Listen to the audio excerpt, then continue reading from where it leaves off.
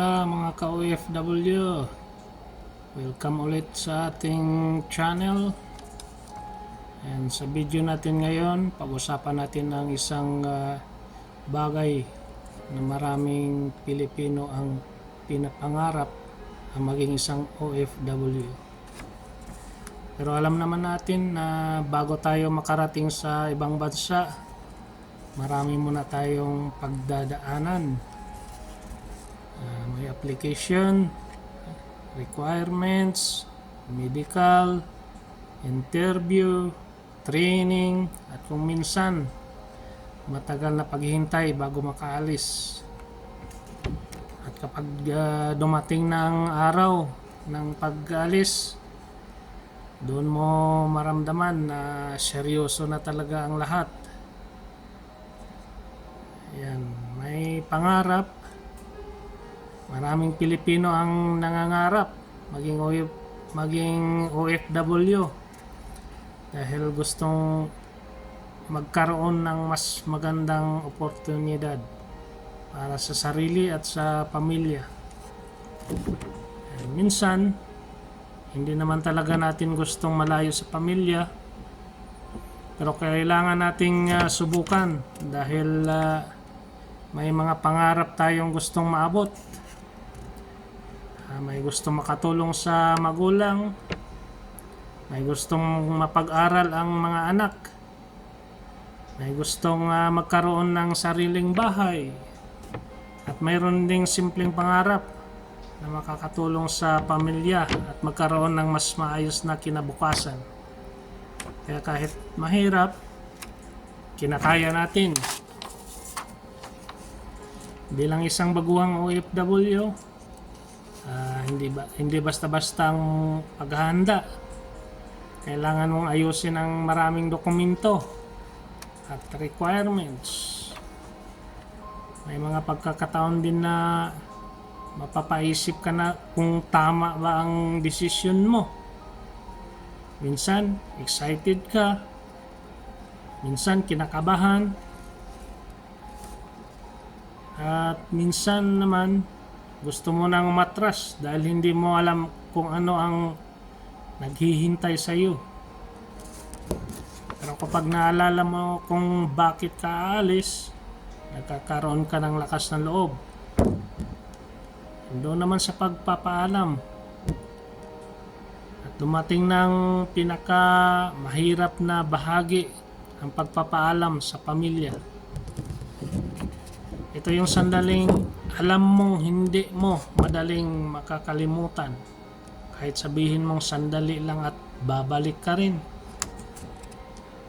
Iba pa rin ang pakiramdam kapag alam mong matagal mong hindi makakasama ang iyong mga mahal sa buhay.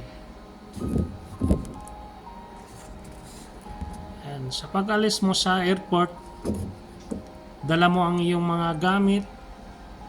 Pero higit sa mga gamit na iyon, dala mo rin ang mga pangarap, pag-asa at responsibilidad. At habang papalayo ang eroplano sa Pilipinas, mararamdaman mo talaga ang bigat ng pagiging OFW. Pagdating sa ibang bansa naman, kung saan man yung bansa na pupuntahan mo, panibagong buhay ang haharapin ng isang baguhang OFW.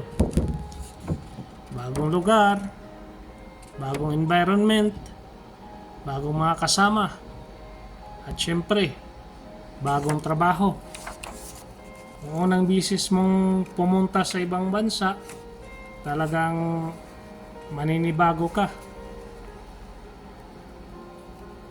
Ibang kultura, ibang wika, ibang pagkain, at ibang paraan ng pamumuhay. Sa una, maaaring hindi mo alam kung saan pupunta o kung paano makibagay.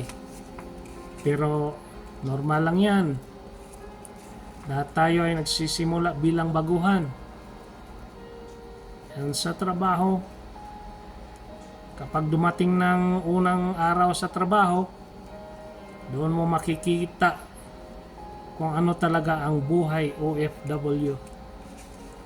May excitement dahil bagong experience, pero may kaba rin dahil gusto mong maayos ang trabaho mo. Gusto mong matutunan agad ang mga ginagawa. Gusto mong maging mabuting kasama sa trabaho. At syempre, gusto mong matutunan, mapatunayan sa sarili mo na kaya mo. Hindi naman kailangan alam mong agad ang lahat. Ang importante, marunong kang makinig, matuto at trumispito sa mga kasama mo. And sa pagsubok naman, hindi magiging puro saya ang buhay OFW. May araw na mapapagod ka rin. May araw na mamimiss mo ang pamilya mo. May mga pagkakataon na gusto mo lang makauwi at makasama sila. Pero kailangan mong maging matatag. Hindi ibig sabihin na hindi ka nahihirapan ay mahina ka. Normal mapapagod. Normal lang malungkot. Ang mahalaga, huwag mong kalimutan kung bakit ka nagsimula. Habang tumatagal, marami kang matututunan bilang OFW. Matutunan mong maging mas responsible. Matutunan mong mag-adjust sa iba't ibang tao. At higit sa lahat, matutunan mong pahalagahan ang pamilya. Kapag malayo ka sa pamilya, mas naintindihan mo kung gaano kahalaga ang simpleng oras na magkakasama kayo. Kaya habang nandito kayo sa ibang bansa, gawin natin ang ating makakaya. Magtrabaho ng maayos, iwasan ang mga problema, makisama sa mga tao, at alagaan din natin ang ating sarili. Ang mensahe ko sa ating mga baguhang OFW o kahit mga datihan na, kung ikaw ay isang bagong OFW at kasalukuyan kang nangangarap sa bagong buhay, gusto kong sabihin sa iyo, huwag kang matakot na magsimula. Hindi mo kailangang maging perfect sa unang araw. Hindi mo kailangang alam mo agad lahat. Matuto ka lang sa araw-araw.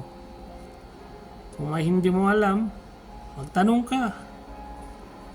Kung nagkakamali ka, matuto mula sa pagkakamali. At kung nahihirapan ka, tandaan mo na hindi ka nag-iisa. Darating ang araw na masasabi mo rin na sa sarili mo na kinaya mo rin. Kaya sa lahat ng mga Pilipinong nagtatrabaho sa abroad, sa ibang bansa, saludo ako sa inyong lahat.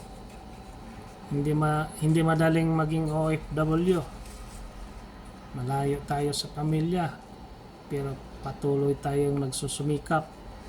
Hindi lang sa sarili natin, kundi para sa mga taong naghihintay sa atin sa Pilipinas. Kung bago ka pa lang na OFW, welcome sa bagong chapter ng buhay mo. Sana maging maayos ang iyong trabaho, maging mabuti ang mga taong makakasama mo, at sana makamit mo ang pangarap na pinaghihirapan mong puntahan dito.